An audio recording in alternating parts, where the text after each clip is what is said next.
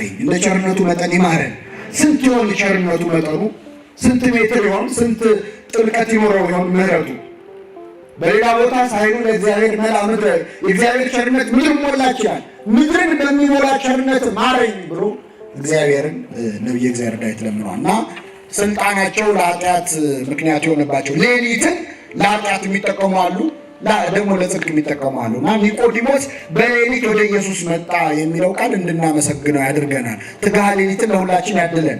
የቅዱሳን ሕይወትም ሲነገር ግርማ ሌሊቱን፣ ጸዋ አጋንንቱን፣ ድምፅ አራዊቱን ታግሰው ይላል። የአራዊቱን ድምፅ ታግሰው የሌሊቱን ግርማ። ሌላ ናዝሬት ነቢይ አይነሳም። እንዴት የናዝሬቱን ኢየሱስ ትደግፋለህ ነው? ክርስቶስ ናዝሬት ይደግ እንጂ የተወለደው በይሁዳ በቤተልሔም ነው። ይህንን እኮ ስላላጣሩ ነው። ይህም ሲሉት ተነጋገሩና፣ ግን ኒቆዲሞስን እንደፈለጉ ማንቋሸሽ ስለማይችሉ እያንዳንዱ ወደ ቤቱ ሄደ ይላል። ኒቆዲሞስ እግዚአብሔር ይስጠው የአይሁድን ስብሰባ በተነው። ለክርስቶስ መቆም አልቻለም፣ መከራከር አልቻለም። ደግሞ ዝም እንዳይልም ደግሞ ከነከነው። ስለዚህ ቢያንስ ጥያቄ ጠይቆ በጥያቄ በጠበጣቸው። ወታደሮቹ መጥተው ስለ ክርስቶስ ሲመሰክሩ ያልተማረ ሰው ስለሆነ ነው የተከተለው አሉ። ኒቆዲሞስ ሲናገር ግን አንተ ያልተማርክ ነህ ሊሉት ይችላሉ። የተማረ ሰው ነው። ስለዚህ ምን አሉ? ነቢይ ከገሊላ እንዳይነሳ መርምር አሉትና ወደ ቤቱ ሄደ። ይሄ ማለት ምን መሰላችሁ? ፈራ ተባ ያልን ቢሆን አምላካችን ሲሰደብ መከራከር አልሰውነት። ክርስቶስ ሲናገረው ግን ይሰራል። እሱ ሲናገረው አልዓዛር ውጣ ሲለው ይወጣል። ጥቅስ አይደለም ለሱ ውጣ ሲለው ይወጣል። በእውነት ሁላችን ከሞትንበት ያውጣል። ከኃጢአት ሞት ማለት ነው። አወጣው። ተነሽ ሲል ትነሳል። ሽባውን ይተረትራል። ክርስቶስ አሁን ያደረጋቸው ታምራት በእውነት ስለ ሞት ስለ ሽባነት ምናምን ይመስላችኋል? አይደለም እኮ ስለኛ ነው። እግሩ ሽባ የሆነውን ሰው ተነሳለው ማለት ወደ እግዚአብሔር ቤት ለመሄድ እግሩ አልነሳ ያለውን ሰው ያስነሳዋል። ጽድቅ ለመስራት እምቢ ያለውን ሰው ማለት እማያየውን ሰው ሲያመነው ስላላለ ነው፣ ስላልተማረ ነው፣ ስለማይገባው እኮ ነው የሚከተለው እሱን። እስቲ አንድ የተማረ ሰው እንኳን በእሱ አምኖ ያውቃል ብለው ተናገሩ። የተማረ ሰው በክርስቶስ አምኖ ያውቃል አያውቅም? ቆሟል፣ እዛው ቆሟል ኒቆዲሞስ። እቺ ወሬ ስትወራ ቆሟል። ጻድቅ ኒቆዲሞስ በእውነት የሚያሳዝን ሰው ነው። ዝም እንዳይል ፈራ፣ ጨነቀው። እንዳይናገር እኔ አምኜበታለሁ እንዳይል ደግሞ ነገር ሊመጣ ነው፣ ስልጣኑ ሊያጣ ነው። ስለዚህ ፈራ ተባ እያለ ምን አለመሰላችሁ? ሕጋችን አስቀድሞ ሳይሰማ ምን እንዳደረገ ሳያውቅ በሰው ይፈርዳልን አለ ይላል።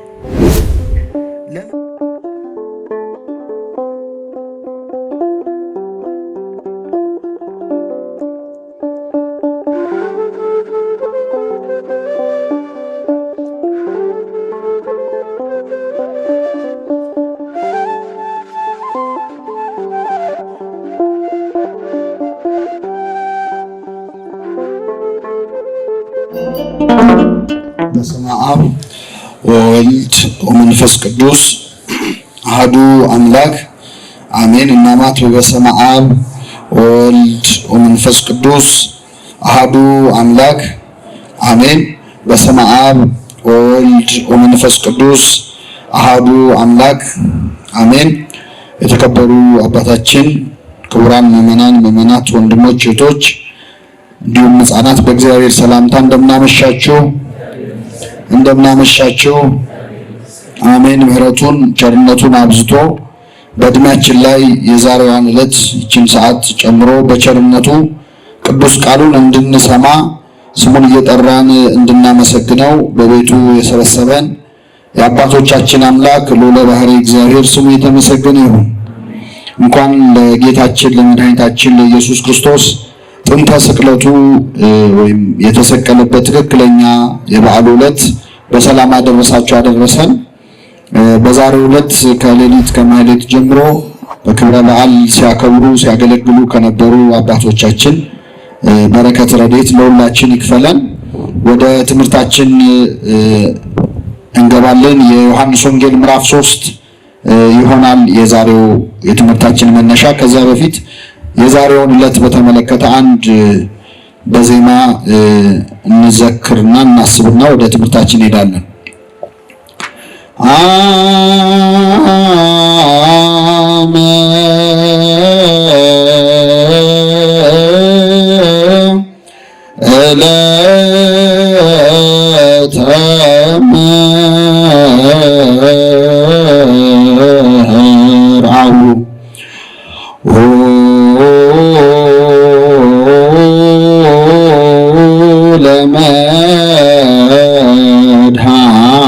ለመድኃኔዓለም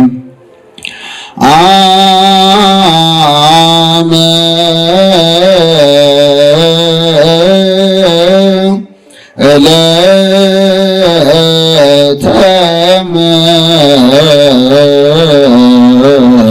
መርዓሁ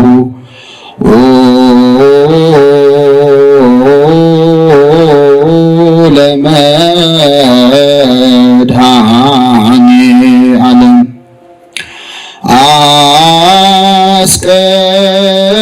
አስቀጸ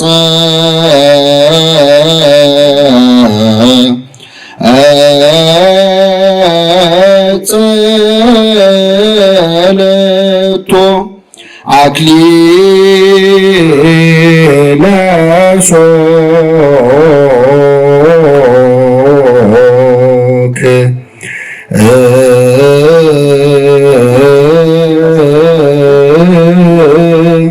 እሙ ቤተ አይሁድ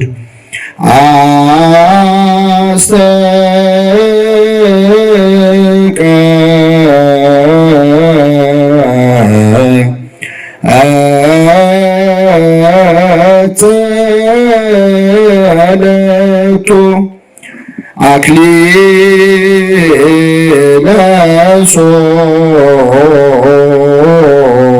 ሦክ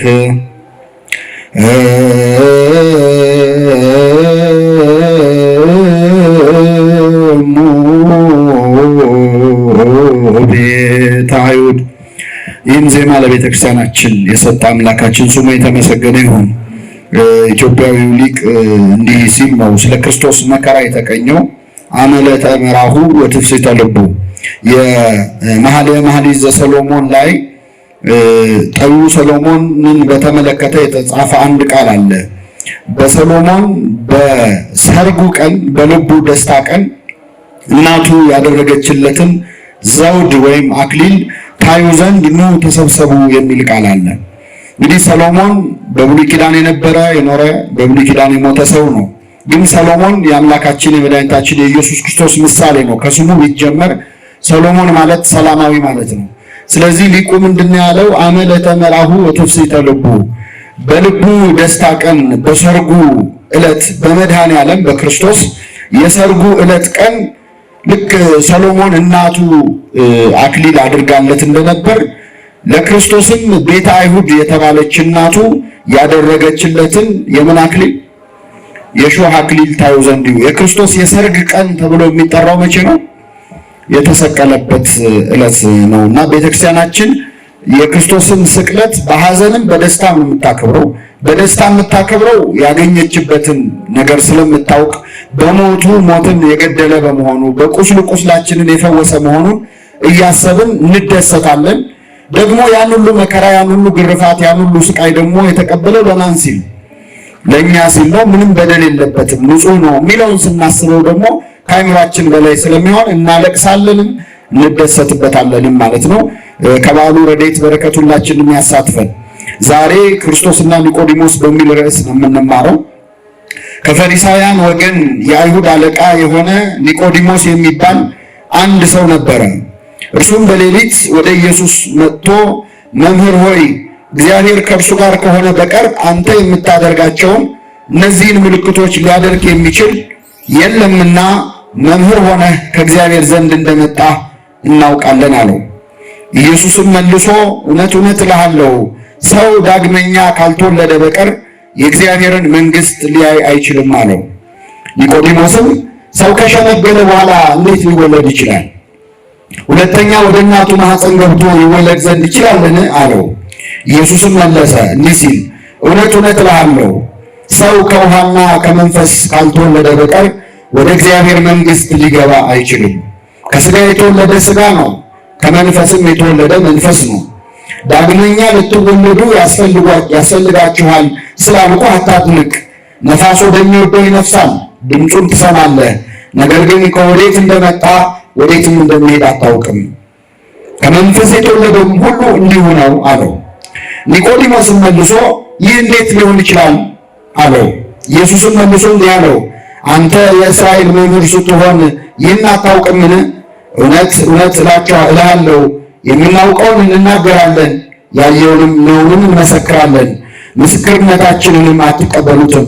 ስለ ምድራዊ ነገር በነገርኳችሁ ጊዜ ካላመናችሁ ስለ ሰማያዊ ነገር በነገራችሁ እንዴት ታምናላችሁ?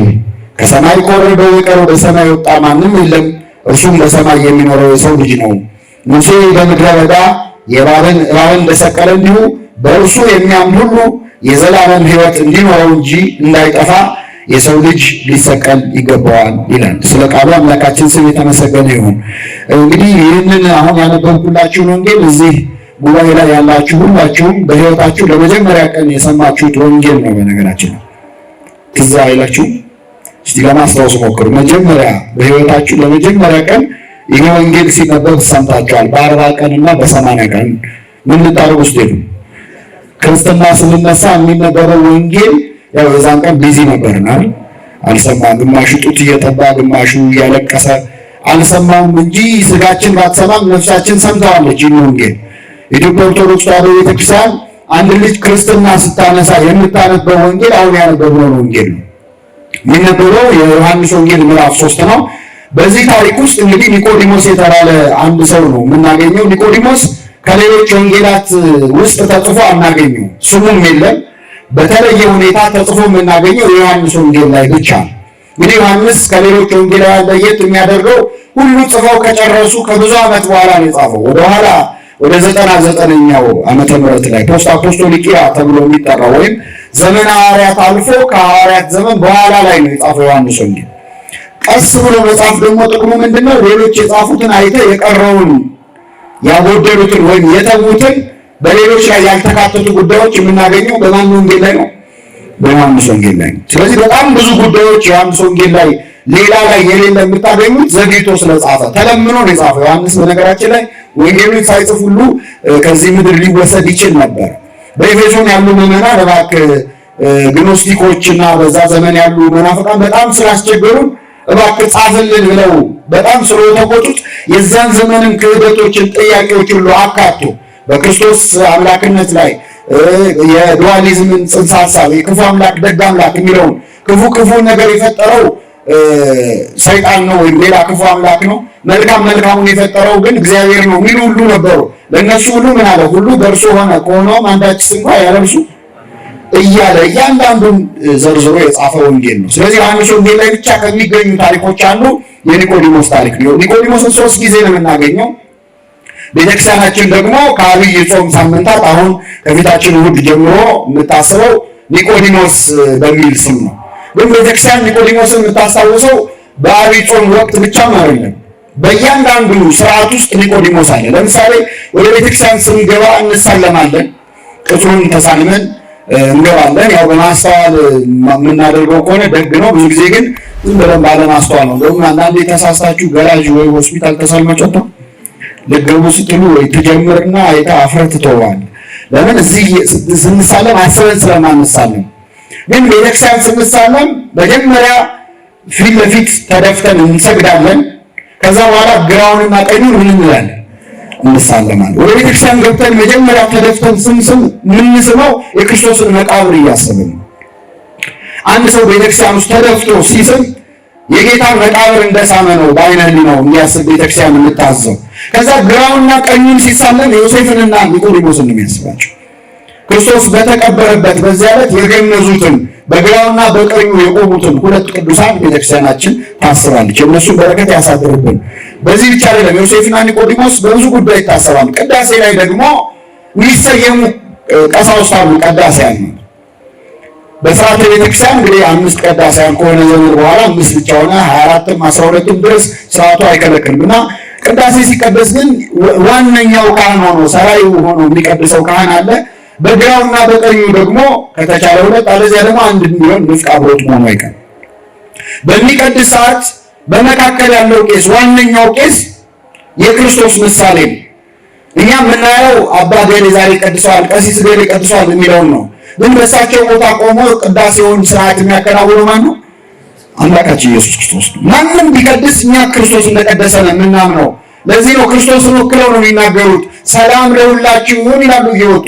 ሰላም ለሁላችሁ ይሁን ብሎ ለሐዋርያቱ የተናገረ ማን ነው?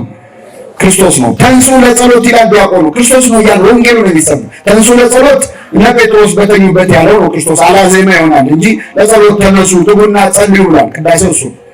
ከዛ ሰላም ለእናንተ ይሁን የክርስቶስ ንግግር ነው። ከዛ ቄሱ እየቀደሱ የሚያናገሩት ክርስቶስን ነው። ጌታዬ መድኃኒቴ ኢየሱስ ክርስቶስ ሆይ ይህንን ኅብስት ባርከው ይህንንም ጽዋ አክብረው ሁለቱንም አንጻቸው ይላሉ። በካህኑ ቦታ ሆኖ መስዋዕቱን የሚለውጠው የሚቀድሰው ማን ነው? አምላካችን ኢየሱስ ክርስቶስ። እና እኚህ ካህን ሲቀድሱ ታዲያ ምን ይላሉ? በግራ በቀኛቸው ላሉት ንፍቅ ቀሳውስት በተለይ ብዙ ጊዜ አንድ ነው የሚሆኑት። ይህንን ካጠገብ የሆነው የሚቀድሰውን ቄስ እንደ ዮሴፍና እንደ ኒቆዲሞስ አድርገው ስጋን እንደገነዙ እንግዲህ በዛ ቅዳሴ ላይ ያሉ ቀሳውስት ዮሴፍና ኒቆዲሞስ እንደሚመስሉት እየገነዙ ያሉት ዮሴፍና ኒቆዲሞስ የገነዙትን የክርስቶስ ስጋና ደም እየፈተቱ ያሉት ማለት ያ ስለሆነ ነው። ሌላው አሁን ሰሙነ ሕማማት ሲመጣ ደግሞ ቀኑን ሙሉ ስንሰግድ ስንጸልይ ከቆየን በኋላ የመጨረሻው ምህላ ይደረጋል በቤተክርስቲያናችን። ምህላው ሲደረግ የክርስቶስን ስጋውን የሚመስል በእውነት ነው ቤተ መቅደስ ገብታችሁ ስርዓቱን እንድትከታተሉ በዚህ አጋጣሚ እንደው አሳስባለሁ። ውጪ ሆኖ እያወሩ ስግደት አሁን ስግደት ነው እያሉ ከመስገድ በሌሊት ሄዶ ቀድሞ ገብቶ እዛ ስርዓቱን ማየት በጣም አስደናቂ ነው። ቤተክርስቲያን በምን ደረጃ የክርስቶስን ሕመም እንደተረዳችው ለማየት የፈለገ ሰው መቅደስ ውስጥ ገብቶ ነው የሰሙነ ሕማማትን ስርዓት ማየት ያለው። እያንዳንዱ ስርዓት ትርጉም አለው።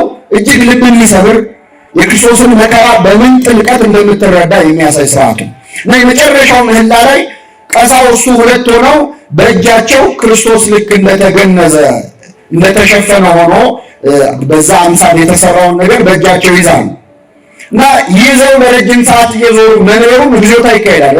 በጣም ልብ የሚሰብር። እኔ ልጅ ሆኜ አንድ ጊዜ ምን ሆነ መሰላችሁ? መታደል ሊሆን ይችላል ወይ ደግሞ ይሄን ነው ብሎ ይሆናል እግዚአብሔር አላውቅም። በጣም አረጋውያን አባቶቻችን ነበሩ ይሄንን ምህላ የሚያደርሱትና ሁለት ቀሳውስት ይዘው እጃቸው በጣም ዛለ። እንግዲህ ምህላው በጣም ብዙ ነው እንደምታውቁት የመጨረሻው ምህላ እና እኔ ትንሽ ነበር ከዛን ጊዜ ቄሰ ገበዙ ማሉኝና መሀል ላይ ያዛሉ እና ከሁለቱ ቀሳውስት ጋር እግዚኦታው ላይ ያንን የመያዝ አጋጣሚ ኖረኝ። ስርዓቱ አይፈቅድልኝም፣ ያው አንዳንድ እድሎች አሉ ለማለት ነው።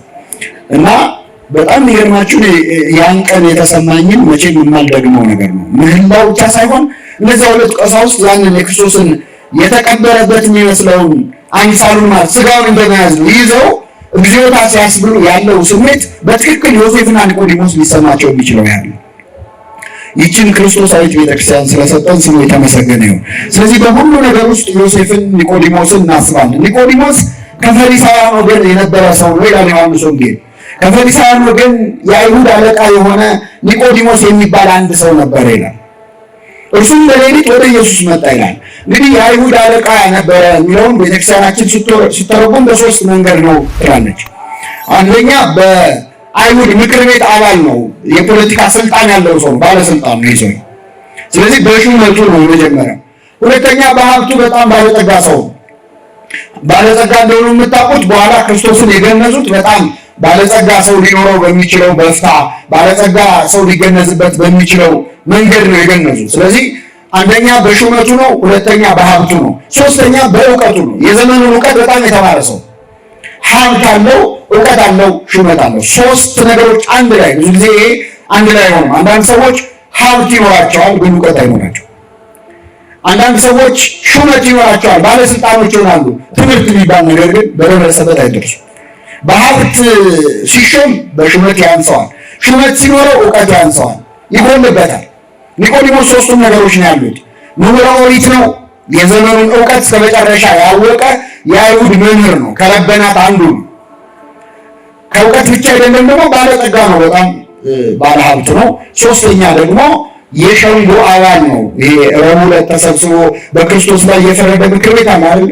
አዎ፣ ከዛ ምክር ቤት አባል ነው፣ የአይሁድ ሸንጎ አባል። እነዚህን ሶስት ነገሮች ያሉት ሰው አንድ ቀን በማታ ወደ ክርስቶስ መጣ ይላል። እንግዲህ ይህንን ሰው ትንሽ ማድነቅ ይገባናል በብዙ ምክንያት። የመጀመሪያው ሶስቱ ነገሮች ያሉት ክርስቶስን ለመከተል መሞከሩ፣ አንደኛ ሀብቱ፣ ሁለተኛ ሹመቱ፣ ሶስተኛ እውቀቱ። ለአንዳንድ ሰዎች ክርስቶስን መከተል ያልተማሩ ሰዎች ጎዳና የሚመስላቸው ሰዎች አሉ። በአጠቃላይ ክርስትና ሃይማኖት ማለት ያለ መማር ምልክት አድርገው የሚመለከቱ የሚያስቡ ሰዎች አሉ። በእርግጥም ይህን የሚያሳይ ነገር ክርስቶስ ካስከተላቸው ሐዋርያት የሚበዙት ያልተማሩ ሰዎች ነበሩ። በጣም ይገርም። አሳ አጥማጆች ነበሩ፣ ምንም እረኞች፣ ምንም የማያውቁ። አምላካችን ጥቂት ነው የተማሩ ሰዎች ያስገባው እንጂ አብዛኛው ያልተማረ ሰው ነበረ። ያልተማሩ መሆናቸው በአንድ ወቅት ትህትናም እንዲኖራቸው አድርጓል። አሁን ሐዋርያት በሙሉ የተማሩ ፕሮፌሰሮች ቢሆኑ ኖሮ ክርስትና ወደኛ ይደርሳል አይደርስም? ቁጭ ብለው ሪስክ ያጠናሉ አይደል? አሁን ክርስትና እኮ ቢስፋፋ የሚያመጣው ችግር ሲሉ ጥናታዊ ጽሑፍ ሲያቀርቡ አሁን ድረስ ክርስትና አይደርስም። አዋቂ ነኝ በሚሉ ሰዎች ማለት እኛ በቤተክርስቲያን አገልግሎት በጣም ብዙ ጊዜ አይተነዋል። አንዳንዴ ለቤተክርስቲያን አገልግሎት ጥሩ ሰዎች ተመርጠው ልምድ አላቸው ምሁራን ናቸው ምናምን የተባሉ ብሪንቲ የሚባል አይነት ሰበካ ጉባኤ ይቋቋማል። ድብልቅልቅ ብሎ ይለያያል። ተጣንቶ ከእኛ እውቀት በላይ የሚሰራው የማድረግ ቤት ነው። ይግዘገሉ እውቀት የኛን እውቀት አይፈልገውም። ምንድን ያደረገው አሳ አጥማጆችን የገጠር ሰዎችን የሚበዙት ከ12 ሐዋርያት እኮ 11 የገጠር ሰዎች ናቸው። አንዱ የከተማ እሱም ይሁዳ ነው። ይቅርታ አድርጉት፣ ይሁዳ የከተማ ሰው። ከዛ ውጭ ሌሎች የገሊላ ሰዎች እና ይሁዳን ትንሽ ኮፈስ ያደረገው ንቀትም ስላለበት የመሀል ከተማ ሰው ነው። ከነዚህ ጋር በቃ አይነት ስሜት አለ። አምላካችን ኢየሱስ ክርስቶስ የገሊላ ሰው የተባለ የገጠር ሰው የተባለ እኮ ክርስቶስ ታውቃለህ። ከነዛ መሀል የገሊላ ሰው ነበር የሚባል ይናቅ ነበር። ከናዝሬት ደግሞ ናዝሬት የተናቀች ነች። ከናዝሬት መልካም ነገር ይገኛልን የሚባልባት ሀገር ነች። እሱ የተጠራው ማን ተብሎ ነው? የናዝሬቱ አይገርማችሁ? የናዝሬቱ ኢየሱስ ያስቃቸዋል። ራሱ የናዝሬቱ ብሎ ኢየሱስ አለ እንዴ መሲህ አለ እንዴ ያሉ ይስቁ ነበር። መናቅን አውቆ የተቀበለ አምላክ ስለሆነ ጥቂት ግን ምሁራን ነበሩ። እነ ማቴዎስ ነበሩ። ማቴዎስ የሂሳብ ሰው ነበረ፣ በዛሬ አካውንታንት ነበረ። እነ ናትናኤል ምሁራን ኦሪት ነበሩ። ጥቂት ብቻ ነበሩ። መቼስ ደግሞ ያስፈልጋል እውቀት የሚያስፈልግበት ቦታም ስላለ አብዛኞቹ ግን ያልተማሩ ሰዎች ነበሩ።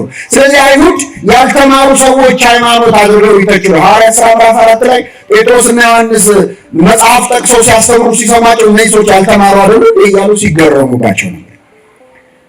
ስለዚህ ኒቆዲሞስ የተማረ ሆኖ የክርስቶስ ተማሪ መሆን ፈለገ። ይህ ምንድነው? በዘመናችን ሰው ሃይማኖተኛ መባልን እንደ ኋላ ቀርነት እግዚአብሔር የለም ማለትን ደግሞ እንደ ስልጣኔ ለክፉም ለደጉም እግዚአብሔር የለም የሚል ወጣት በሌሎች በአቻዎቹ ዘመናዊ እንደሆነ ተደርጎ መታየት ስለሚፈልግ ፍልስፍና ገብቶታል ለመባል ብሎ ፈጣሪ የለም የሚል ሰዋል።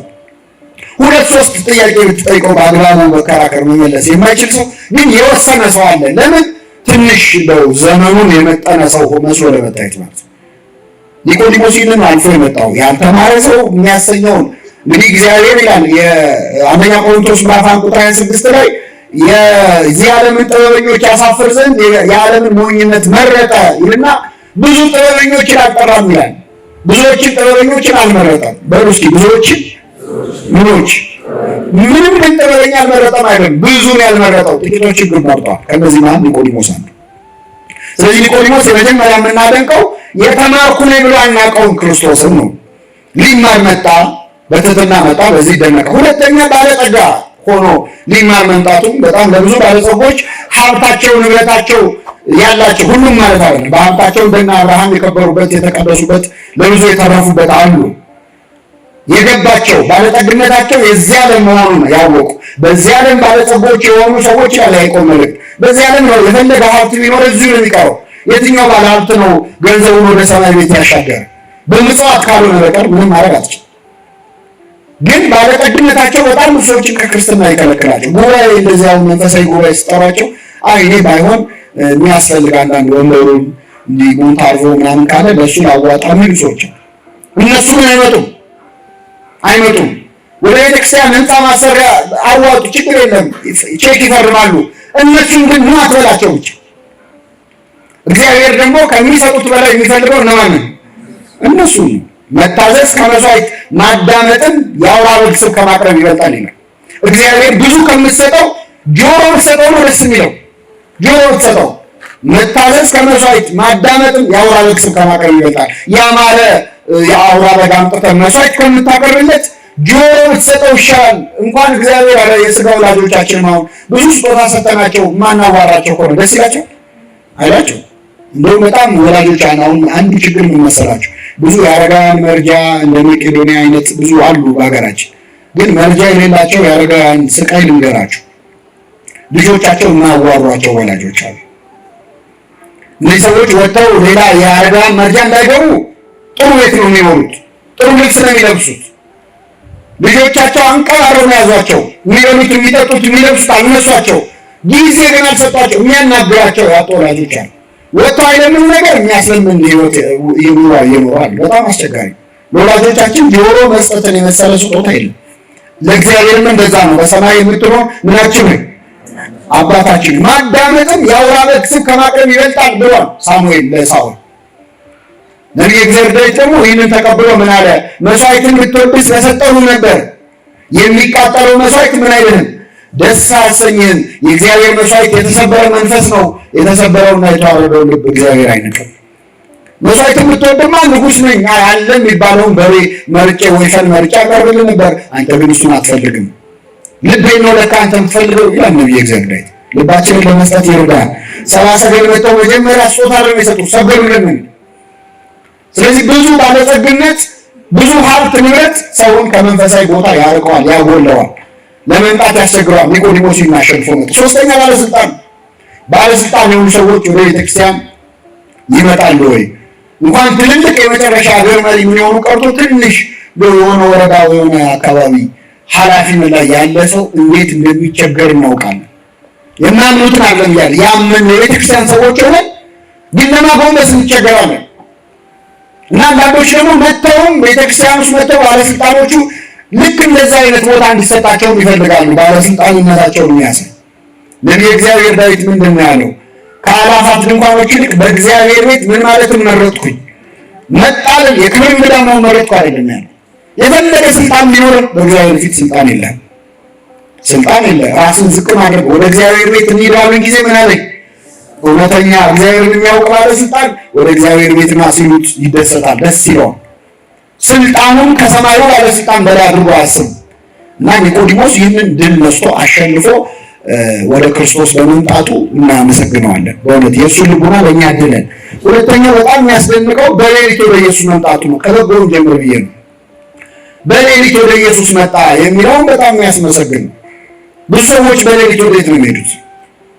በሌሊት የት ነው የሚሄደው? ሌሊት ማታ ሲመሽ የት ነው የሚሄደው? እናውቀዋለን። የብዙ ሰዎች የሌሊት አድራሻቸው የተለያየ። እንደ ኒቆዲሞስ አይነት ሰዎችስ ሌሊት የት ነው የሚሄዱት? ባለስልጣኖች ሌሊት የት ነው የሚሄዱት? ባለጸጋ ሰዎች የት ነው የሚያመሹት? የት ነው የሚሄዱት? ምሁራን ሰዎች የት ነው የሚያመሹት? ኒቆዲሞስ ወደ ኢየሱስ ክርስቶስ ነው የመጣው። በሌሊት ወደ እሱ ለመምጣት ይረዳል። የኛ ቤተክርስቲያን የሌሊት ቤተክርስቲያን ነች። በነገራችን ላይ ስርዓት አምልኮ ውስጥ ሌሊት አለ። ሰዓታት ዘሌሊት አይደለ? ሌሊቱን ሙሉ ሰዓታት ይቆማል። 24 ሰዓት የምታገለግል ቤተክርስቲያን ናት። ሌሊት ብቻ መጸለይ የሚችሉ የጸሎት መጽሐፍት አሏት፣ በጣም ብዙ የተደረሱ ሰዓቱ ተጠብቆ ከዳዊቱ ከነቢያቱ ከቅዱሳኑ ጸሎት ውስጥ አውጣታ ለሌሊት የሚስማማውን ብቻ አዘጋጅታ ሌሊት ካልሆነ የማይደርስ ጸሎት ያላት እግዚአብሔር ሌሊት የሚታሰብ አምላክ ነው። ቀን ብቻ አይደለም፣ በስራ ሰዓት ብቻ አይደለም፣ በረፍት ሰዓት ብቻ ሌሊትም እንቅልፍን ትተህ የምታመልከው አምላክ ነው። የኛ ቤተክርስቲያን ማህሌቱ፣ ሰዓታቱ፣ የሌሊት ቁመቶች በሙሉ ይህንን የሚያሳዩት እና የመጀመሪያ ሰዓታት ቋሚ ነው። እንግዲህ ኒቆዲሞስ ወደ ጌታ መጣ በሌሊት ማለት ነው። ትጋ ሌሊት እንግዲህ ቤተክርስቲያናችን ታሞግሷል። ኒቆዲሞስ በእውነት ዳዊት አመስግኖ ያመሰገነው ሰው ይመስላል። መዝሙረ ዳዊት መዝሙር 1 ብፁዕ ብእሲ ዘኢሖረ በምክረ ረሲዓን፣ በክፉዎች ምክር ያልሄደ ምንድን ነው በሉ እስኪ። በክፉዎች ምክር ምን ያላለ ያልሄደ እሱ የሸንጎ አባል አይደለም ነው አይደለ? ክፉዎች ናቸው የዛ ሸንጎ አባላት። በክፉዎቹ አይሁድ ምክር ያልሄደ ምስጉን ነው። ከዛ ወረድ ብሎ ወዘሕጎ ያነብብ መዓልተ ወሌሊተ፣ ሕጉንም የእግዚአብሔርን ቃል በቀንም በሌሊትም ምን ይላል? ያነባል፣ ይሰማል። ቀን ብቻ አይደለም ሌሊትም ቃል እግዚአብሔርን ያስባል። እግዚአብሔርን ሌሊት ለማሰብ ያምቃል። አዎ የትጋል እኛ ሌሊት ምንድን ነው ስንሰራ የምናድረው? አባቶቻችን ምርቃታል። የያዕቆብ ሌሊት ያደርግላችሁ ይባላል አይደል? እስቲ በሉ የያዕቆብ ሌሊት የማን ሌሊት? ምን እያደረገ ነው ያዕቆብ ሌሊቱ? ሌሊት ከእግዚአብሔር ጋር እየታገለ ነው ያደረው።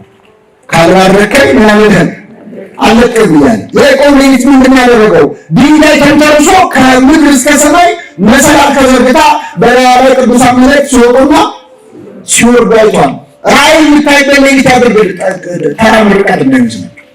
ሌሊታችንን የኃጢአት ሌሊት ከመሆን እግዚአብሔር በቸርነቱ ይጠብቃል። አሁን ክፉ ሌሊቶችን ያሳደረዋል። ለነቢየ እግዚአብሔር ዳዊት ነቢየ እግዚአብሔር ዳዊት በማታ ምንጣፉ ተነሳ ይላል። ሲመሽ መተኛው ሰዓት ላይ ተነሳ። ተነስቶ ምን አደረገ? ቤርሳቤህን አያት፣ እርቃኗን ተመለከተ። በአጸ ዝሙት ተነገፈ፣ አስመጣት፣ አስነወራት። ሰው እስከ ማስገደል ድረስ ኃጢአት ደረሰ። ኃጢአት ሰራ። አንዳንድ ሌሊቶች ለመሸፈን ብዙ ርቀት እንድትሄድ የሚያደርግ ኃጢአት ሊያሰሩ ይችላል። ግን ደግሞ ዳዊት አንዴ ማታ ወጥቶ በዝሙት ወደቃል እንጂ ሌላውን ቀንስ ሌሊቱን ሙሉ አልጋዬን በእንባ አጠዋለሁ ይላል። አልጋችንን በእንባ ለማጠብ ይርዳል። ቅዱስ ዮሐንስ አፈወርቅ ይላል አልጋ መግዛት ከፈለጋችሁ እኔ ላጋዛችሁ ነው። ትፈልጋላችሁ ምርጥ አልጋ ላጋዛችሁ ይላል። ተራ አልጋ እንዳይመስላችሁ የንጉሥ አልጋ ነው። ይሄ አልጋ የወርቅ የአልማዝ የከበሩ ማዕድናት ያሉበት አልጋ አይደለም፣ የእንባ አልጋ ነው ይላል። የዳዊት አልጋ የእንባ አልጋ ነው። ሌሊቱን ሙሉ ተኝቶ ሲያለቅስ እንደሚያድረው ኃጢአቴን አንተን ብቻ በደልኩ፣ በፊትህም ክፋትን አደረግኩ። ማንም ብቻ በደልኩ? ለምን መሰላችሁ? ዳዊት ንጉሥ ነው። ከሱ በላይ ሌላ ባለስልጣን አለ ምድር ላይ? ማነው ባለስልጣን? አንተን ብቻ በደልኩ። የሚያዘኝ የለ፣ አዛዥ ያገኛል፣ ከዚህ በላይ ማንም የለም። አንተንም በደልኩ፣ በፊትህም ክፋትን አደረግኩ። በነገር ትጸድቅ ዘንድ በፍርድ ንጹሕ ትሆን ዘንድ ሁሉ ይበድላል ያልከው ይታወቅ ዘንድ ይሁን ወደቅኩኛል። ስለዚህ አቤቱ እንደ ቸርነቱ መጠን ምረን ማረኝ። እንደ ቸርነቱ መጠን ይማረን። ስንት ይሆን ቸርነቱ መጠኑ? ስንት ሜትር ይሆን? ስንት ጥልቀት ይኖረው ይሆን ምሕረቱ? በሌላ ቦታ ሳይሉ ለእግዚአብሔር መላ ምድረ የእግዚአብሔር ቸርነት ምን ሞላ ይችላል? ምድርን በሚሞላ ቸርነት ማረኝ ብሎ እግዚአብሔርን ነቢየ እግዚአብሔር ዳዊት ለምኗል። እና ስልጣናቸው ለኃጢአት ምክንያት የሆነባቸው ሌሊትን ለኃጢአት የሚጠቀሙ አሉ፣ ደግሞ ለጽድቅ የሚጠቀሙ አሉ። እና ኒቆዲሞስ በሌሊት ወደ ኢየሱስ መጣ የሚለው ቃል እንድናመሰግነው ያድርገናል። ትግሃ ሌሊትን ለሁላችን ያድለን። የቅዱሳን ሕይወትም ሲነገር ግርማ ሌሊቱን ጸዋጋንቱን ድምፅ አራዊቱን ታገሰው ይላል። የአራዊቱን ድምፅ ታገሰው፣ የሌሊቱን ግርማ ታገሰው የሚኖሩ ተብሎ ይመሰገናል። ሌላው በሌሊት ወደ ኢየሱስ መምጣት የግድ ሌሊት ማታ ማታ ማለት ብቻ አይደለም። አንዳንድ የህይወታችን ጭልምልም የሚልበት ጊዜ ነው አለ። ሌሊት የሆነ እኮ አለ በእኛ ህይወት ውስጥ ሌሊታዊ ቅጽበቶች አሉ። ጭልም የሚልብን ነገር አለ። በጨለመብንም ሰዓት መምጣት ያለብን እንደ ኒቆዲሞስ ወደ ማን ነው? ወደ ኢየሱስ ነው። ጨለማ እንዳንተ ዘንድ አይጨልምም ይላል ያለ ክርስቶስ ሲሆን እሱ ሌሊትም አይጨልምም በሱ ዘንድ እስመ ጽልመት ይጸልም በኀቤከ። ጨለማ ለእግዚአብሔር ጨለማው አይደለም። አንዳንድ ህይወት ጭልም ሲልብህ ዙሪያው ገደል ሲሆንብህ የሚሄደው ወደ ኢየሱስ ነው እንደ ኒቆዲሞስ በሌሊት። እና ይህ ሰው በበጎ ሆኖ ወደ ክርስቶስ መጣ።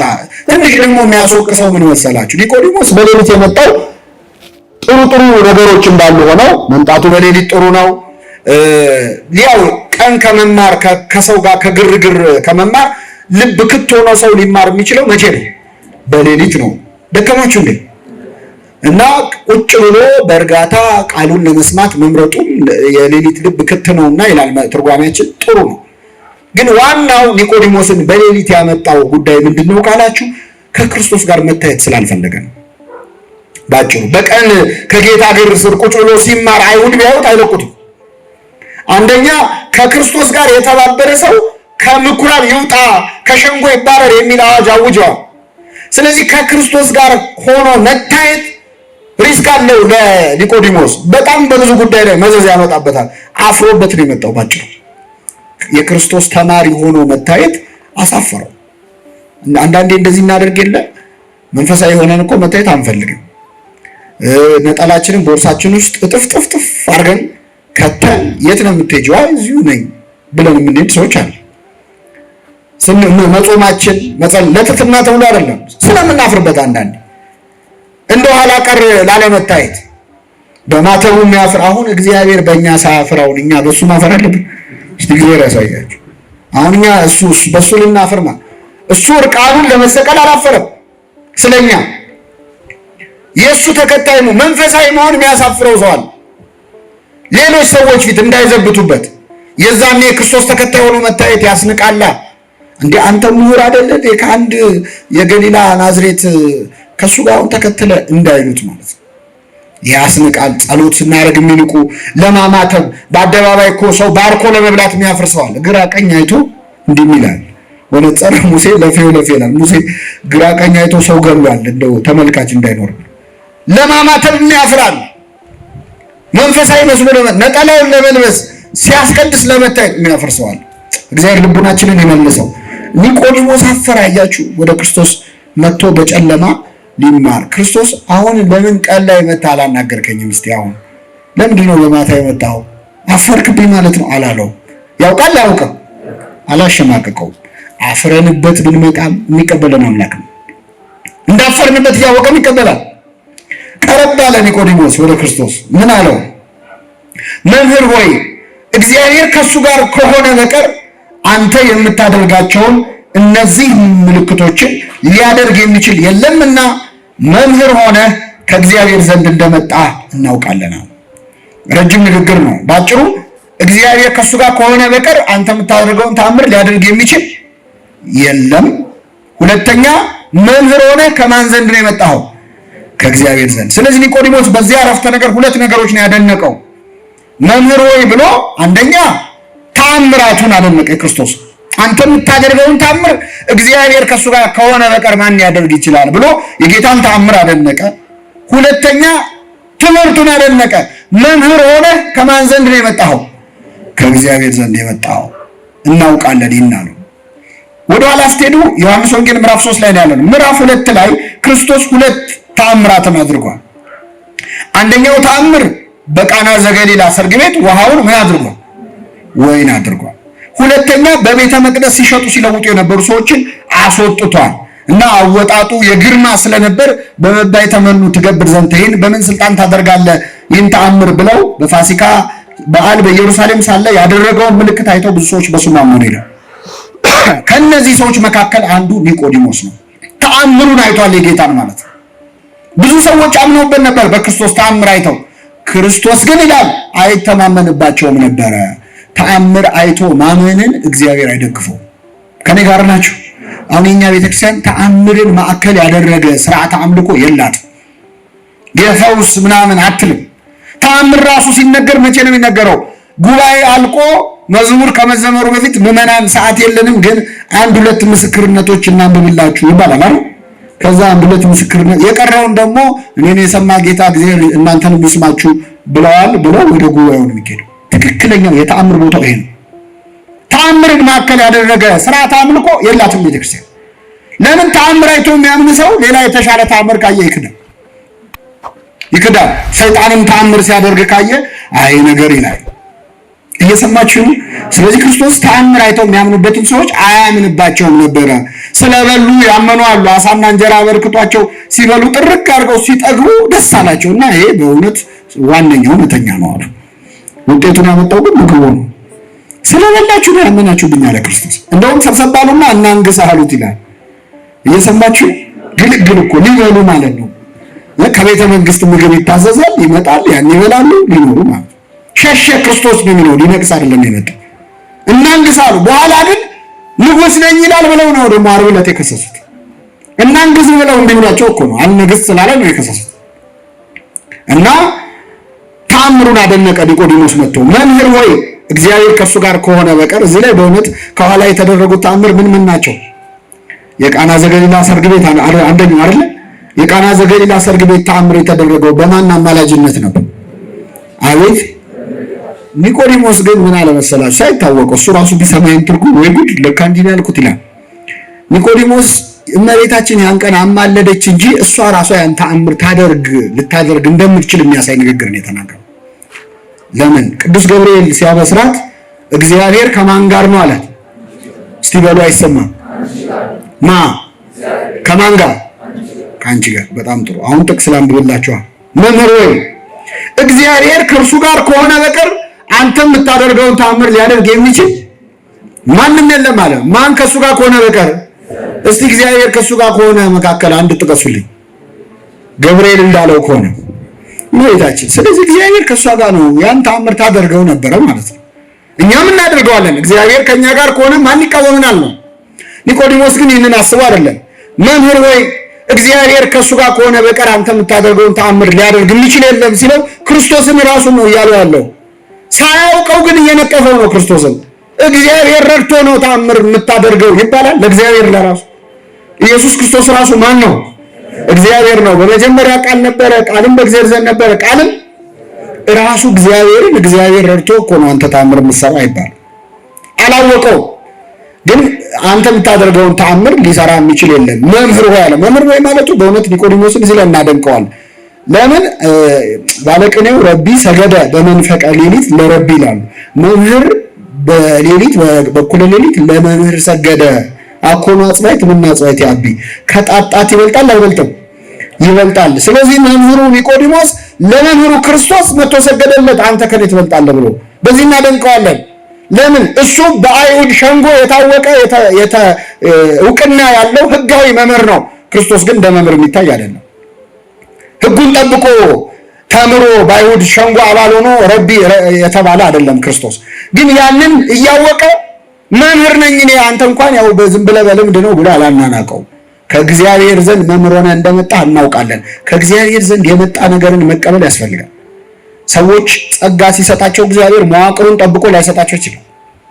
አንዳንድ ሰው በትክክል ተምሮ በትምህርቱ ምክንያት አዋቂ ሊሆን ይችላል።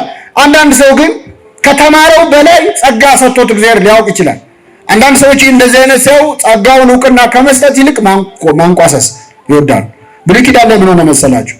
እግዚአብሔር መንፈሱን ሊያወርድ ፈለገ። ከሙሴ ጋር ደግፈው አብረው የሚሰሩ ነቢያትን፣ ረዳት ነቢያትን 70 ሰዎች ምረጡልኝ አለ። ስንት ሰዎች? ከዛ 70 ሰዎች ተመረጡ። እግዚአብሔር መንፈሱን ሊያወርድላቸው ወደ ሲና ተራራ ተሰበሰቡ። ያ መንፈስ ወረደባቸው በ70 ሰዎች ላይ። በአጋጣሚ ግን 2 ሰዎች ከ70 ውስጥ የሌሉ ያልተመረጡ ሰዎች መንደር ውስጥ ሆነው መንፈስ ቅዱስ ወርዶላቸው ትንቢት መናገር ጀመሩ። ከመዋቅሩ ውጪ ማለት ነው። ማን ነው መንፈሱን ያወረደላቸው? አንድ ወሬኛ እየሮጠ መጣ ወደ ሙሴ። እረ ጌታዬ ሙሴ ሆይ ኤልዳድና ሞዳድ የተባሉ ሰዎች ትንቢት እየተናገሩ ነው። ሰፈር ውስጥ ከተመረጡ ከ70 ውጪ ያልተመዘገቡ መንፈስ ቅዱስ ወርዶላቸው እየተናገሩ ነው ሲል ኢያሱ ተናደደና ጌታዬ ሙሴ ሆይ ከልክላቸው አለው። ሙሴ ምን አለ መሰላችሁ? እግዚአብሔር መንፈሱን ህዝቡ ሁሉ ላይ ቢያወርድ ህዝቡ ሁሉ ነቢያት ቢሆኑ አንተ ለኔ ትቀናለህ ወይ? አይደለም 2 ሰው አጠቃላይ እስራኤላውያን በሙሉ ነቢያት ቢሆኑ ፈቃዱ የማን ነው? የእግዚአብሔር። ምቀኝነት አልነበራቸውም። አያችሁ ቅዱሳን። ኒቆዲሞስም ክርስቶስን መምህር ሆነ ከእግዚአብሔር ዘንድ እንደመጣ እናውቃለን ብሎ መምህርነቱንም እውቅና ሰጠ፣ ተአምሩንም አደነቀ። ክርስቶስ ምን ብሎ መለሰለት? እውነት እውነት እልሃለሁ ሰው ዳግመኛ ከውሃና ከመንፈስ ካልተወለደ በቀር የእግዚአብሔርን መንግሥት አያትም አለው። ይህ ማለት ምን ማለት ነው? ኒቆዲሞስ መጥቶ መምህሩን ያደነቀው 2 ነገር ነው ያደነቀው። አንደኛ ተአምሩን፣ ሁለተኛ ምኑን? ትምህርቱን አደነቀ። ምን አለው ክርስቶስ? ትምህርትና ተአምር በማድነቅ አይደለም የምትድነው። የእግዚአብሔርን መንግሥት የምትወርሰው ትምህርቴንና ተአምራቴን በማድነቅ አይደለም። ዳግመኛ ከውሃና ከመንፈስ ምን ስትል ነው? ስትወለድ። ይሄ ለሩቅ ዘመን የተነገረ እንደስ ለኛ ዘመን ነው። አሁን በዚህ ዘመን 2 አይነት ምዕመናን አለን። አንዳንዶቻችን ትምህርቱን እናደንቃለን። ትምህርቱን ብቻ ሳይሆን መምህራኑን እናደንቃለን። መምህር ሆይ አንተ እግዚአብሔር ካንተ ጋር ስለሆነ ነው እንጂ በእውነት እንተ ተአምር ሊያደርግ ትምህርት ሊያስተምር የሚችል ማን አለ እንዳለው ኒቆዲሞስ መምህራን አድናቂዎች አሉ። በአብዛኞቻችን ምዕመናን ዘንድ መምህራንን ማድነቅ ማለት ምን መሰላችሁ? ክፋት ላይኖረው ይችላል መነሻው፣ ግን መጨረሻው ችግር አለው። ለምሳሌ ወደዚህ ጠበል ቤት፣ ወደዚህ አዳራሽ፣ ወደዚህ ግቢ የገባችሁት በየትኛው በር? በዛ በር ነው አይደል? ወይስ በላይ አድርጎ ይመጣል? በዚህ ነው የገባችሁት። እዚህ ለመግባታችን ምክንያቱ ያ በር ነው። ባለውለታችን ነው አይደለም? እዚህ ለመግባታችን በሩን አቅፎ አንድ ሰው እንደው ባለውለታዬ ብሎ ይውላል እዛው። ይሄ በር እኮ ነው በቃ የገባውበት። የሰባኪያን የአገልጋዮች ዋነኛ ሚናቸው ሰዎችን ወደ ማን እንዲገቡ ማድረግ ነው? ወደ እግዚአብሔር። ሰውየው ሰባኪው ላይ ድርቅ ብሎ ከቀረ በሩን አቅፎ ቀረ ማለት ነው። ይሄ ደግሞ አደጋ አለው። በሩ ሊዝግ ይችላል፣ ሊበላሽ ይችላል። ደመና ውሃ ያዝላል። ልክ ሲዘንብ ደመናው ይጠፋል ብን ብሎ። መምህራን የደመና ምሳሌ ናቸው። ዝናብ ቃል እግዚአብሔር ነው። ዝናብ ከዘነበ በኋላ ደመና ፍለጋ ምን ትሄዳለህ? የመምህራን አገልግሎት እስከ መስጠት ድረስ ነው። በኋላ ሲሰበሩ አብረን እንዳትሰበር ማለት ነው። ሲወድቁ አብረን እንዳትወድቅ። ሸምበቆ የተደገፈ ሰው መጨረሻው አያምርም። መምህራንን በማድነቅ አይጸደቅም። ክርስቶስ ምን አለ? ዳግመኛ ከውሃና ከመንፈስ ካልተወለደ በቀር የእግዚአብሔር መንግስት እኔን መጥተህ መምህር ሆይ ብለህ ስላሞገስከኝ አይደለም፣ ተአምር አይተህ ስላደነቅ አይደለም። የሚዳነው ምስጢራተ ቤተክርስቲያንን በመፈጸም ነው። ለኒቆዲሞስ ምስጢረ ጥምቀትን ስትፈጽም ነው። በእኔ አምነህ ስትጠመቅ ነው። ያኔ ነው የእግዚአብሔር መንግስት የምትወርሰው አለው። ለእኛስ ተጠምቀናል። ክርስቶስ ምንድን ነው ይለን? መምህራንን በማድነቅ ሳይሆን ንስሐ በመግባት ነው። መምህራንን በማድነቅ ሳይሆን የክርስቶስን ስጋና ደም ምን በማለት ነው? ካልተቀበላችሁ ካልቆረባችሁ የእግዚአብሔር መንግስት ልትወርሱ አትችሉ። ሰው የሚድነው እንደ ጥምቀት ያሉ ምስጢራተ ቤተክርስቲያንን በመፈጸም ነው እንጂ መምህሩን በማድነቅ። አንዲት ሴት ደግሞ መታ እመቤታችንን አሞግሳለች። ብፅዕት ከርስን ተጾረተከ ያጠቡ ጡቶች በሉ እስኪ የተሸከመች ማህፀን የተመሰገነች ነች። መታውን አስደሰተች። ጌታን ማስደሰቷ ነው። ያጠቡ ጡቶች የወንጌል መልክአ ማርያም ደገመች። መጣ ክርስቶስ ምን አላት? አዎን አላት። በእርግጥ ያጠባችው ጡት የተመሰገነች ናት አይደለች? ናት። ነገር ግን አለ ብፁዓንስ ቃሌን ሰምተው የሚጠብቁት ሰዎች ናቸው። እኔን በማወደስ መምህሩን በማወደስ አይደለም ብፁዓን የሚገኘው፣ ቃሌን ሰምቶ ምን በማድረግ ነው? በመፈጸም ነው። ድንግል ማርያምስ ብትሆን ስለጸነሰችው ስላጠባችው ብቻ ይመስላችኋል ብፅዕት የተባለችው? ዋነኛ ብፅዕት ያሰኛት በክርስቶስ በማመኗ ነው። ብፅዕት ያሰኛት ያመነች በሉ እስኪ ብፅዕት ነህ። ምን ያለች? ማመኗ ነው ለመጽነስ ያበቃት፣ ማመኗ ነው ለማጥባት ያበቃት። ስለዚህ ቃሌን ሰምቶ የሚያደርገው እነሆኝ የጌታ ባሪያ እንደ ቃል ይሁንልኝ ብሎ ተቀብሎ ቃሌን የሚፈጽም ሰው ነው እንጂ እኔን ያወደሰ ያመሰገነ አይደለም ብሎ ተናግሯል። እና ኒቆዲሞስም ምን አለው? እውነት እውነት እላለሁ ሰው ዳግመኛ ካልተወለደ በቀር የእግዚአብሔር መንግስት ሊያይ አይችልም አለው። አይወርስም ሳይሆን ምን ሊል አይችልም? ያቻትና እንኳን አይልም አያትም ሊያይ አይችልም አለው። ኒቆዲሞስም ሰው ከሸመገለ በኋላ እንዴት ሊወለድ ይችላል? ሁለተኛ ወደ እናቱ ማህፀን ገብቶ ይወለድ ዘንድ ይችላልን? አለው። ጥሩ ጥያቄ ነው። ክርስቶስ መለሰ፣ እውነት እውነት እልሃለሁ ሰው ከውሃና ከመንፈስ ካልተወለደ በቀር ወደ እግዚአብሔር መንግስት ሊገባ አይችልም። የሚወለደው ወደ እናቱ ማህፀን ድጋሚ ገብቶ አይደለም። ከውሃና ከምንድን ነው? ከመንፈስ ነው። በመንፈስ ቅዱስ ከማኅፀነ ዮርዳኖስ ከአብራ ከመንፈስ ቅዱስ ትላለች ቤተክርስቲያናችን። ከቤተ ክርስቲያንና ከመንፈስ ቅዱስ ነው የሚወለደው። ሊገባ አይችልም። ከስጋ የተወለደ ስጋ ነው። አንተ የመሰለ ማህፀን ውስጥ ድጋሚ መግባት የመሰለ እሱ ከስጋ የተወለደ ስጋ ነው። ከመንፈስ የሚወለድ ግን ምንድን ነው? መንፈስ ነው። ዳግመኛ ልትወለዱ ያስፈልጋል ስላልኩ አታድንቅ። ነፋስ ወደሚወደው ይነፍሳል፣ ድምፁን ትሰማለህ፣ ከወዴት እንደመጣ ወዴት እንደሚሄድም አታውቅም። ከመንፈስ የተወለደም እንዲሁ ነው አለ። ነፋስ ወደዚህ ይነፍሳል፣ ወዴት እንደሚሄድ አታውቅም። መንፈስ ቅዱስም ወደ ወደደው ሰው ነው የሚያድረው፣ ወደ ወደደው ሰው ነው የሚጠጋው። ወዴት ይሄዳል ወዴት ይመጣል የሚለውን አታውቅም። ረቂቅ ልደት ነው የምትወለደው አለው ሲለው ኒቆዲሞስ ይህ እንዴት ሊሆን ይችላል አለ። አሁንም ድጋሚ መጀመሪያ የመረጃ ጥያቄ ነበር የጠየቀው። ሰው እንዴት ድጋሚ እናቱ ማህፀን ውስጥ ይገባል ነበር ያለው። ለሱ ማብራሪያ ሰጠው ክርስቶስ። ሁለተኛ ጊዜ እንዴት ሊሆን ይችላል ሲል ግን የእምነት ጉድለት ነው፣ አላምንም ነው ያለው። ይህን ጊዜ ክርስቶስ አንተ የአይሁድ መምህር ስትሆን ይህን አታውቅም አለው። አባቶቻችን ዓለም ልሞ ገሰጸው ይላሉ። እስኪ በሉ ዓለም ልሞ። አሁን እኛ ሰው የሆነ ችግር ስናይበት መጀመሪያ ስብርብር ነው የምናወጣው አይደል? አታፍር ነው የምንለው። ክርስቶስ ግን መጀመሪያ አንተ የአይሁድ ምን ስትሆን መምህር ነህ። አሁን አንድን ሰው መውቀስ ከፈለክ እንኳን እንዲሁ አንተ አዋቂ አይደለህ እንዴ? አንቺ አሁን ስንት ነገር ታውቂ የለ እንዴ? ይሄ ጠፋሻል ብለህ ብትጀምር ትችቱን ይሰማል አይሰማም? ይሰማል። ምክንያቱም መጀመሪያ አዋቂ ነው የምትለው ሳንዱች የሚሉት ቲዮሪ አለ። መጀመሪያ ከላይ ዳቦ አለ፣ ከስር ውስጡ አለ፣ ከዛ እንደዛ ማለት ስድቡን ከማስቀደም በፊት መጀመሪያ ምስጋና፣ ከዛ ወቀሳ፣ ከዛ መልሰ ምስጋና ካረከው ጣፍጦት ይበላል።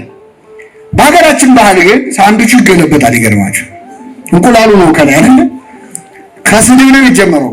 አንዳንድ ሰዎች ምስጋና ሲሆን በጣም አንደበት ያጥራቸዋል፣ ስድብ ሲሆን ግን አይጠፋቸው።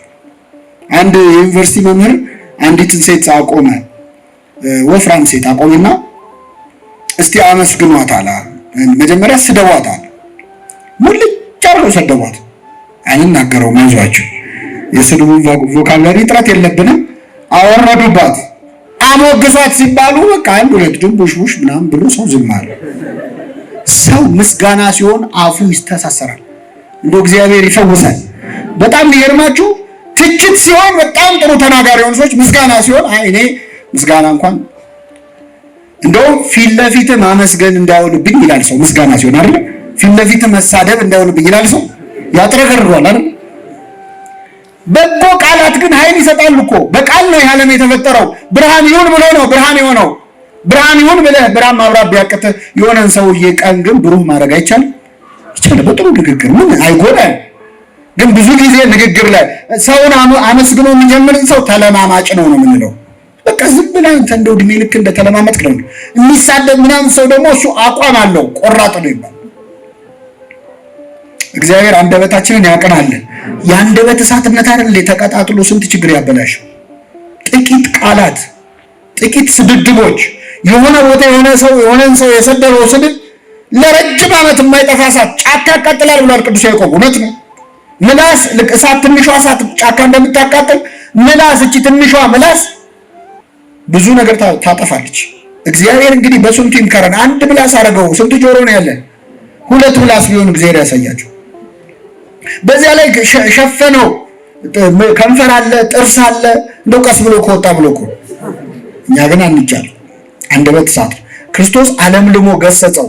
አንተ የአይሁድ መምህር ስትሆን አለው መጀመሪያ ይህንን አታውቅም ምን አለው። ከዚያ በኋላ የምናውቀው እንናገራለን። በእውነት ኒቆዲሞስ የመጀመሪያውን ምስጢረ ጥምቀት ከተማረ በኋላ አፍሮ በክርስቶስ ከመጣ በኋላ ሁለት ቦታ ወንጌል ላይ እናገኘዋለን። ይህንን እንመልከትና እናበቃለን። ኒቆዲሞስ ሁለተኛ የምናገኘው የዮሐንስ ወንጌል ምዕራፍ 7 ላይ ዮሐንስ ወንጌል ምዕራፍ 7 ላይ ቀደም ብለን ስናነብ ምን እናገኛለን? የካህናት አለቆች አይሁድ ጸሐፍት ፈሪሳውያን ወታደሮችን ልከው ነበር። አንድ ተልእኮ ሰጠው። ይህ ተልእኮ ምንድነው? ከኔ ጋር ናችሁ? ወታደሮችን የናዝሬቱ ኢየሱስን አስራችሁ ይዛችሁ ኑ ብለው ላኳቸው ይላል አይሁድ። እና እነዚህ ወታደሮች እሺ ብለው ክርስቶስን ሊያስሩ ሄዱ። ክርስቶስን ሊያስሩት ሲሄዱ ሲደርሱ ክርስቶስ እያስተማረ ነው። እንደዚህ ጉባኤ ላይ ነው። ስለዚህ ያው መቼስ ትምህርቱ ይለቅና እናስረዋለን ብለው ቁጭ አሉ፣ ለጊዜው ማለት ነው። እና ያው ቁጭ ሲሉ መቼስ ጆሮአቸውን አይዙም፣ ትምህርቱን ምን ይላሉ? ይሰማሉ። ክርስቶስ ሲያስተምር ቁጭ ብለው መስማት ጀመሩ። አሁን ክርስቶስ ሲያስተምር ብትሰሙ ደስ ይላችኋል አይደል? ይኸው የኛ ኃጢአተኞችን ትምህርት ቁጭ ብላችሁ ትሰማላችሁ። የእሱ ትምህርት እኮ የራሱ የእግዚአብሔር ቃል ነው። እግዚአብሔር እንዲህ ያለ አይደል፣ በራሱ ነው እያለ ያለው። እሱ ራሱ እግዚአብሔር ነው። የክርስቶስ ቃል አንደኛ ሕይወቱና ቃሉም አንድ አይነት ነው። እኛ አሁን ልክ እንደ መርፌና ክር ስታስገቡ እዚህ ላችኋል ሹልክ እያለ እንደሚያስቸግረው እኛ የምንሰብከው ስብከትና መርፌውና ክሩ አልገባ ብሎ በጣም መከራ ላይ ነው ያለው። ክርስቶስ ግን በስራውና በቃሉ ብርቱ ነብይ ነው የሚለው። ሁለቱንም ሆኖ ኖሯል። የተናገረውን አድርጎት ነው ሄደው። በዚያ ላይ አምላካዊ ቃል ነው፣ የሚሰራ ቃል ነው። የእግዚአብሔር ቃል አጥንትንና ጅማትን እስኪለይ የልብን ስሜት ይወጋል ይላል። ቃል እግዚአብሔርን እኮ ያን ነገር የለም። የሚያነጻ ቃል ነው ቃል እግዚአብሔር። በነገራችን ላይ አይደለም እሱ የተናገረው፣ በእኛም አንደበት ቢነገር የቃሉ ንጽሕና አያድፍም። ስለሰማችሁት ቃል ንጹሐን ናችሁ ሁሉ ተብሏል። ቁጭ ብለህ ወንጌል መስማት ብቻ ራሱ ያነጻሃል፣ በተወሰነ መልኩ ያጥበዋል ሰውነት። ክርስቶስ ሲናገረው ግን ይሰራል። እሱ ሲናገረው አልዓዛር ውጣ ሲለው ይወጣል። ጥቅስ አይደለም ለሱ ውጣ ሲለው ይወጣል። በእውነት ሁላችን ከሞትንበት ያውጣል፣ ከኃጢአት ሞት ማለት ነው። አወጣው። ተነሽ ሲል ትነሳል፣ ሽባውን ይተረትራል። ክርስቶስ አሁን ያደረጋቸው ታምራት በእውነት ስለ ሞት ስለ ሽባነት ምናምን ይመስላችኋል? አይደለም እኮ ስለኛ ነው። እግሩ ሽባ የሆነውን ሰው ተነሳለው ማለት ወደ እግዚአብሔር ቤት ለመሄድ እግሩ አልነሳ ያለውን ሰው ያስነሳዋል። ጽድቅ ለመስራት እንዲህ ያለውን ሰው ነው። እማያየውን ሰው አይኑን አበራው፣ አይነ ስውሩን ማለት ስለ አይን ማብራት ብቻ የተጻፈ ይመስላችኋል? በጎ ነገር ማየት የሚችል አይን ይሰጠናል። አንተን ብቻ የሚያዩ አይኖችን ስጠን ይላል ቅዳሴያችን። አንተን ብቻ የሚያዩ ዘወትር። ስለዚህ ክርስቶስ የሚናገረው ቃል ይሰራል። ድምፁ ኃይል አለው። ያ በሲና ተራራ የተናገረው ቃል ነው፣ የአብ ቃል ነው። እና ያንን ቃል ቁጭ ብለው የክርስቶስን ቃል ይሰሙ ነበር። ይሰሙና ብፁዕ ቅዱስ አቡነ ሽኖዳ ጌታ ባስተማረበት ጊዜ ዛሬ ዓለምን የሞላው የድምፅ ሪከርደር በኖረ ኖሮ ይላል።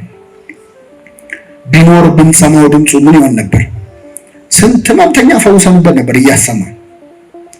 እና ያን ትምህርት እየተማሩ እነዛ ወታደሮች ቁጭ ብለው ነገር ዓለሙን ረሱት። ከዛ ደስ ብሏቸው ትምህርቱ ሲያልቅ ወደ ቤታቸው ሄዱ። ምን ሊያደርጉ ነው የመጡት? ረሱት። ከዛ ወደ አይሁድ ሄዱ። ተመልሰው መጡና መጥተው ሲቆሙ እንዴ የታለ ያመጣችሁት አላቸው። ምን ሆናል? እንዴ አስራቸው አምጡ ብለናቸው የናዝሬቱ ኢየሱስ እኛ እስከዛሬ እንዲያስተማረ አይተን አናውቅም። አይሁድ ሪራል ምን አሉ መሰላችሁ? አይሁድ በጣም ተበሳጭተው ያላመጣችሁት ለምንድን ነው አሏቸው። ሎሌዎቹ እንደዚህ ሰው ማንም እንዲሁ ከቶ አልተናገረም ብለው መለሱ። እንግዲህ ፈሪሳውያን ደግሞ እናንተም ደግሞ ሳታችሁን አሉ። ከአለቆች ወይስ ከፈሪሳውያን በእርሱ ያመነ አለ? ነገር ግን ሕግን የማያውቀው ይህ ሕዝብ ርጉም ነው ብለው መለሱላቸው። ከኔ ጋር ናችሁ? ምን ማለት መሰላችሁ? እናንተም ተሳሳታችሁ። እስቲ ንገሩን፣ አንድ የተማረ ሰው አሁን በእሱ አምኖ ያውቃል? አንድ ፈሪሳዊ እስቲ አምኖ ያውቃል? ይህ ሕዝብ እኮ በእሱ ያመነው ምን ስላላለ ነው? ስላልተማረ ነው። ስለማይገባው እኮ ነው የሚከተለው እሱ። እስቲ አንድ የተማረ ሰው እንኳን በእሱ አምኖ ያውቃል ብለው ተናገሩ። የተማረ ሰው በክርስቶስ አምኖ ያውቃል አያውቅም? ማ ቆሟል? እዛው ቆሟል ኒቆዲሞስ። እቺ ወሬ ስትወራ ቆሟል። ጻድቅ ኒቆዲሞስ በእውነት የሚያሳዝን ሰው ነው። ዝም እንዳይል ፈራ፣ ጨነቀው። እንዳይናገር እኔ አምኜበታለሁ እንዳይል ደግሞ ነገር ሊመጣ ነው፣ ስልጣኑ ሊያጣ ነው። ስለዚህ ፈራ ተባ እያለ ምን አለመሰላችሁ? ሕጋችን አስቀድሞ ሳይሰማ ምን እንዳደረገ ሳያውቅ በሰው ይፈርዳልን አለ። ለምን ሳታጣሩ ትፈርዳላችሁ? ሄደን መች ሰማን ትምህርቱን?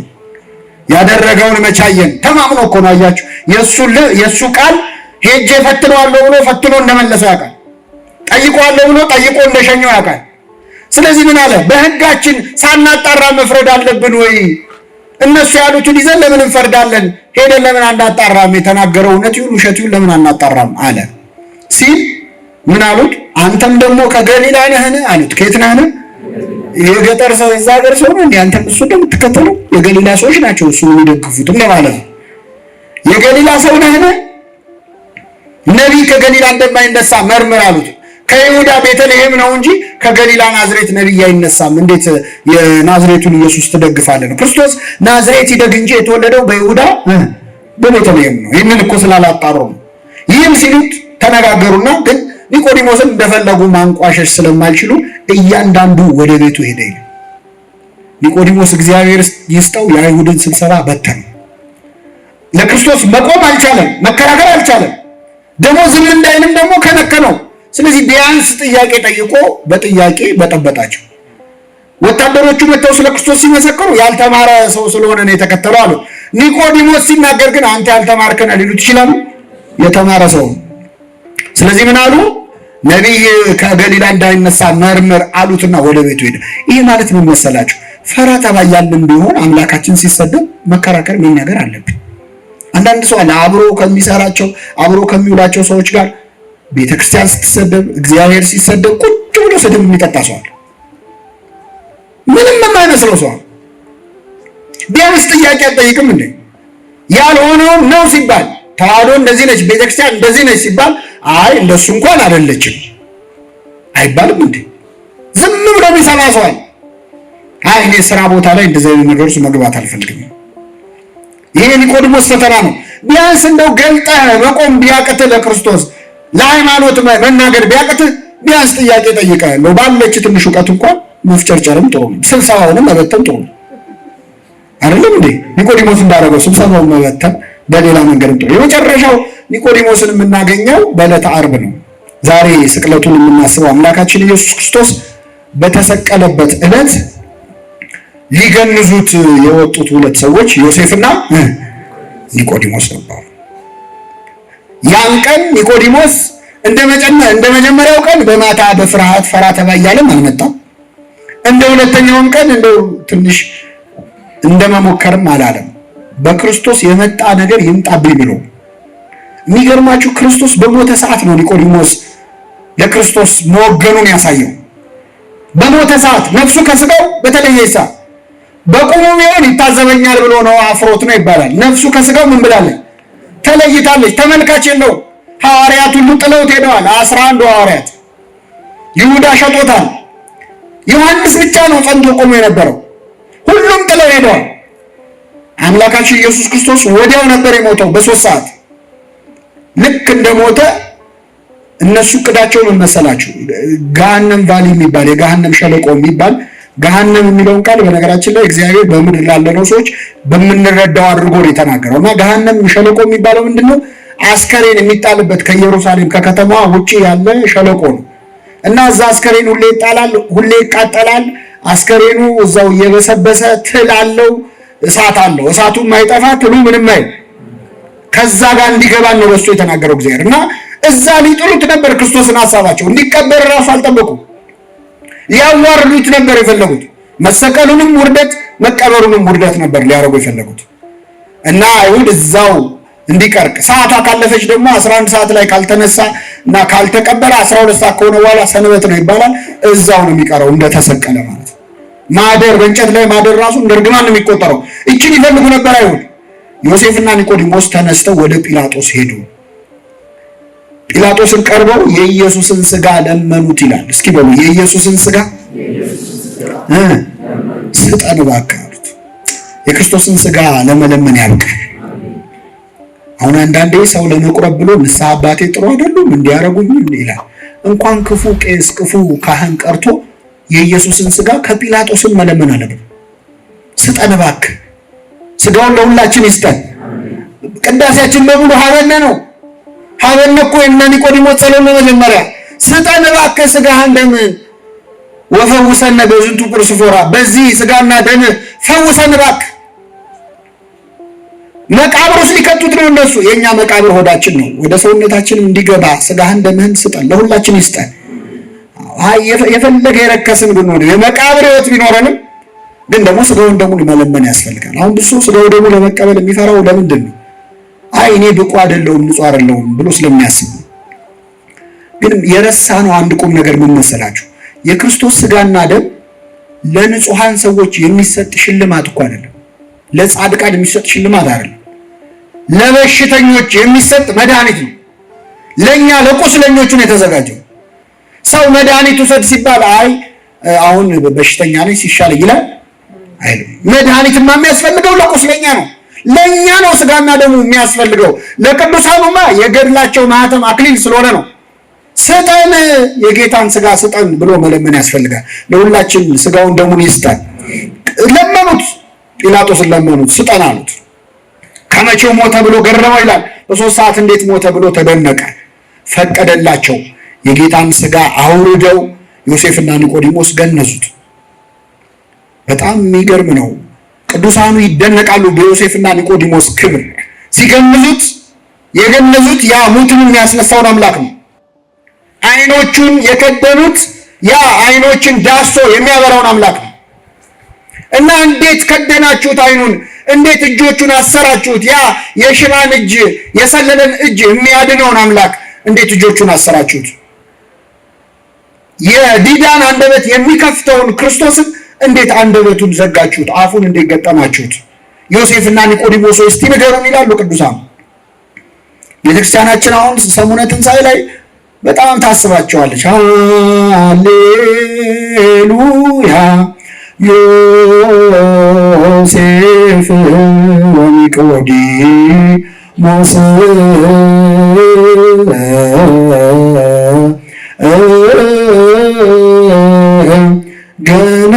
ገነዝዎ ለኢየሱስ በሰንዱናት